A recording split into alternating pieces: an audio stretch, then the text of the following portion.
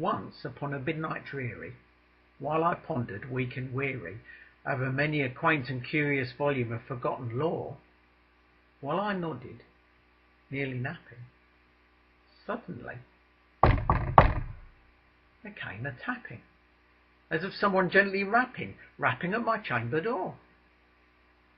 "'Tis some visitor," I muttered, "tapping at my chamber door. Only this, and nothing more." Ah, distinctly I remember.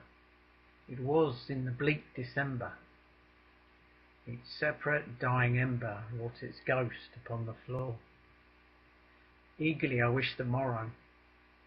Vainly I had sought to borrow from my book some surcease of sorrow. Sorrow for the lost Lenore, for the rare and radiant maiden whom the angels named Lenore. Nameless here, forevermore. And the silken, sad, uncertain rustling of each purple curtain thrilled me, filled me with fantastic terrors never felt before, so that now, to still the beating of my heart, I stood repeating, "'Tis some late visitor, seeking entrance at my chamber door. Some late visitor, entreating entrance at my chamber door. This it is, and nothing more." Presently my soul grew stronger, hesitating then no longer. "Sir," said I, "or madam, truly your forgiveness I implore, but the fact is I was napping, and so gently you came rapping, and so faintly you came tapping at my chamber door, that scarce was sure I heard you." Here I opened wide the door. Darkness there, nothing more. Deep into that darkness peering, long I stood there, wondering, fearing, doubting, dreaming dreams no mortal had ever dared dream before. But the silence was unbroken, and the stillness gave no token. And the only word there spoken was the whispered word, "You know?" This I whispered, and an echo murmured back the word, "Lenore?" Merely this, and nothing more.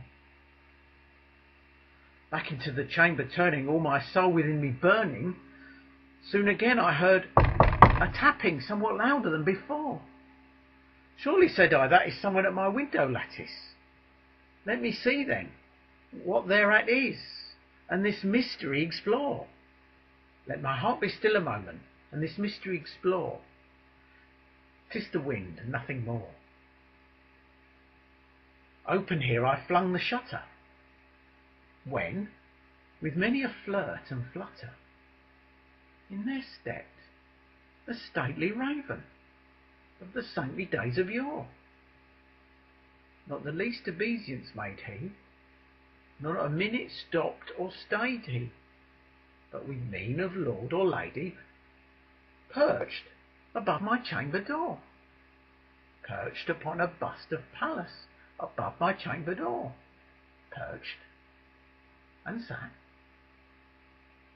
and nothing more.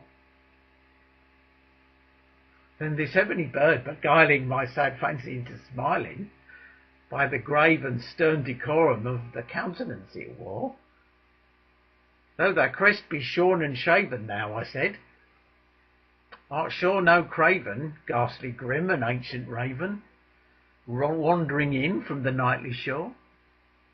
Tell me what thy lordly name is upon the night's Plutonian shore." Quoth the raven, "Nevermore."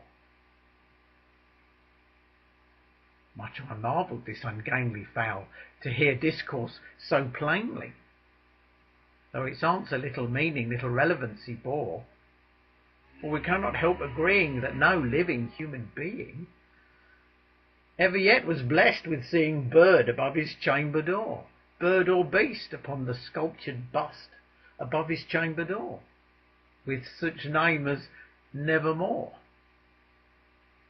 But the raven sitting lonely upon the placid bust, spoke only that one word, as if his soul in that one word he did outpour.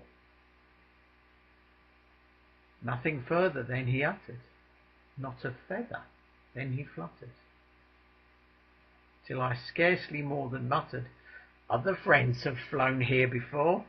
On the morrow he will leave me, as my hopes have flown before." And the bird said, "Nevermore."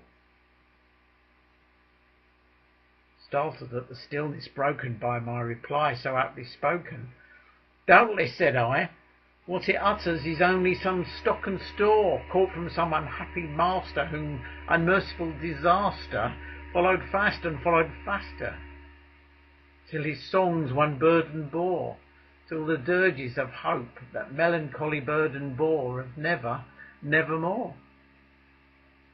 But the raven, still beguiling all my fancy into smiling, straight I wheeled a cushioned seat in front of the bird and bussed at the door. Then upon the velvet sinking, betook myself to linking fancy upon fancy, thinking what this ominous bird of yore, what this grim, ungainly, ghastly, gaunt and ominous bird of yore meant in croaking "Nevermore." This I sat engaged in guessing, but no syllable expressing, to the fowl whose fiery eyes now burned into my bosom's cold. This and more I sat divining, with my head at ease, reclining on the cushion's velvet lining, and the lamplight gloated o'er, but whose velvet lining and the lamplight gloating o'er shall press, nevermore. Then methought the air grew denser, perfumed from an unseen censer, swung by seraphim whose foot-tails tinkled on the tufted floor. "Wretch," I cried, "thy God hath lent me, and these angels he hath sent me, respite and nepenthe from thy memories of Lenore. Quaff, oh quaff this kind nepenthe, and forget this lost Lenore." Quoth the raven, "Nevermore." "Prophet," said I, "thing of evil, prophet still, if bird or devil, whether tempter sent, or whether tempest toss thee here ashore, desolate yet all undaunted, on this desert land enchanted, on this home by horror haunted, tell me, I implore, is there balm in Gilead? Tell me, I implore." Quoth the raven, "Nevermore." "Prophet," said I, "thing of evil, if bird or devil, by that heaven that bends above us, by that God we both adore, tell this soul with sorrow laden within the distant Aidenn, if it clasp a sainted maiden, whom the angels name Lenore, clasp a rare and radiant maiden, whom the angels name Lenore." Quoth the raven, "Nevermore." "Be that word our sign of parting, bird or fiend," I shrieked, upstarting. "Get thee back into tempest and the night's Plutonian shore. Leave no black plume as a token of that thy soul hath spoken. Leave my loneliness unbroken. Quit the bust above my door. Take thy beak from out thy heart, and take thy form off from my door." Quoth the raven, "Nevermore." And the raven, never flitting, still is sitting, on the pallid bust of Pallas, just above my chamber door. And his eyes have all the seeming, the demon that is dreaming, and the lamplight o'er him, streaming, throws his shadow on the floor, and my soul from out that shadow lies floating on the floor. Shall be lifted nevermore.